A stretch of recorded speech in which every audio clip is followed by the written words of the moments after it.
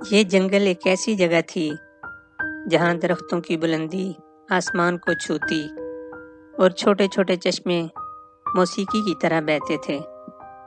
مایا ایک شاندار اور ذہین ہتھنی تھی جو اپنے بچے بابو کے ساتھ رہتی تھی۔ وہ جنگل کی سب سے عقل مند ہتھنی تھی، مگر ایک راز مایا کے دل میں چھپا تھا۔ یہ راز نہ صرف مایا کے لیے اہم تھا بلکہ پورے جنگل کے امن کے لیے بھی۔ بابو جو ابھی زندگی کے ابتدائی سالوں میں تھا، ایک بے حد معصوم اور تجسس سے بھرپور بچہ تھا، مگر مایا کے دل میں ہمیشہ ایک خوف رہتا تھا، وہ خوف جو بابو کو خطرات سے بچانے کی اس کی صلاحیت کو چیلنج کرتا تھا۔ ایک دن بابو نے پروانوں کا ایک غیر معمولی جھنڈ دیکھا جو روشنی کے دائرے میں گھوم رہے تھے۔ ماں دیکھو، یہ کتنے عجیب ہیں، بابو نے خوش ہو کر کہا اور ان کے پیچھے دوڑ لگا دی۔ مایا فوراً خبردار ہوئی، بابو رک جاؤ، مگر بابو کے تجسس اسے ایک وادی کی گہرائی تک لے گیا جہاں زمین کا رنگ سرخ ہو رہا تھا۔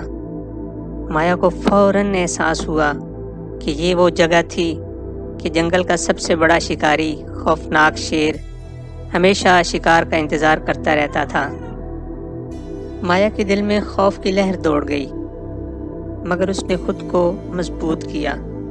اس کی یادوں میں وہ لمحہ تازہ ہو گیا جب ایک دفعہ وہ جوانی میں ایک جنگل کے پراسرار علم کے محافظ گروہ کا حصہ تھی۔ اس علم میں وہ خاص چالاکی اور جنگی حکمت عملی سکھائی جاتی تھی جو صرف جنگل کے مضبوط ترین جانوروں کو معلوم تھی۔ مایا نے فیصلہ کیا کہ وہ اپنے ماضی کی مہارت کو اپنے بابو کی حفاظت کے لیے استعمال کرے گی۔ مایا نے اپنی طاقتور سونڈ زمین پر مار کر ایک زوردار آواز پیدا کی جس نے جنگل کے درندوں کو خبردار کر دیا۔ شیر جو بابو کے قریب پہنچ چکا تھا لمحے بھر کے لیے رکا۔ اس دوران مایا نے اپنے تجربے کا استعمال کرتے ہوئے ایک چال چلی۔ مایا نے ایک بھاری پتھر اور بھاری لکڑی کے تنے کو اپنی سونڈ سے اٹھایا اور اسے ایسے پھینکا کہ وہ شیر اور بابو کے درمیان آ گرا۔ شیر غصے سے دھاڑا، مگر مایا اپنی اگلی حرکت کے لیے تیار تھی۔ مایا نے اپنی سونڈ کے ایک جھٹکے سے زمین پر ایک مخصوص لکیر کھینچی جس سے ایک پوشیدہ جال حرکت میں آ گیا۔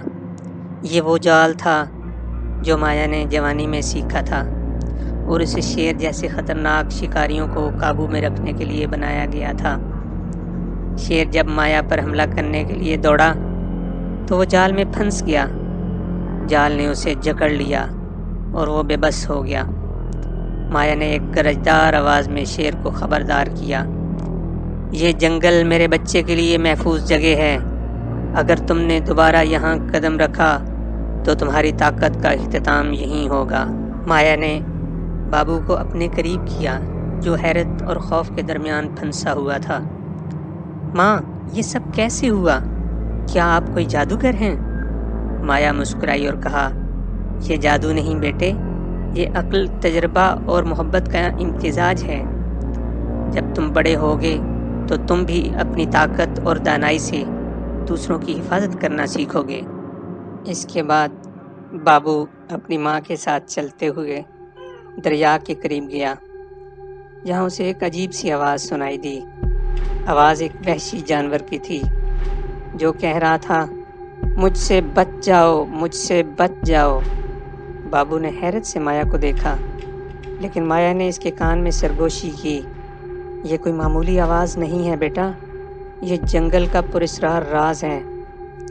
بابو نے اپنی ماں کے ساتھ اس آواز کی طرف قدم بڑھائے۔ جیسے ہی وہ ایک گھنے درخت کے قریب پہنچے، اچانک ایک پتھریلا دریا سامنے آیا۔ اس کے کنارے پر ایک پرانا عجیب و غریب درخت کھڑا تھا جس کی جڑوں میں ایک روشن دروازہ چھپا ہوا تھا۔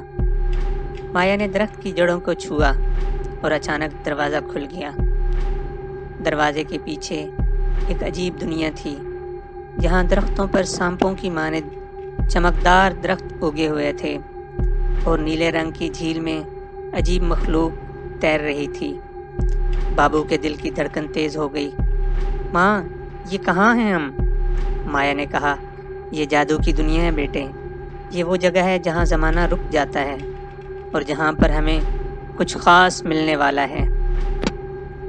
इसी दौरान एक पुरस्कार जादूगर, जिसका जिस्म घने बादलों की तरह काला स्याह था और आंखों से सुर्ख रोशनी निकल रही थी, इनके सामने आ गया। उसने अपनी तेज आवाज में कहा, तुम यहाँ क्यों आए हो?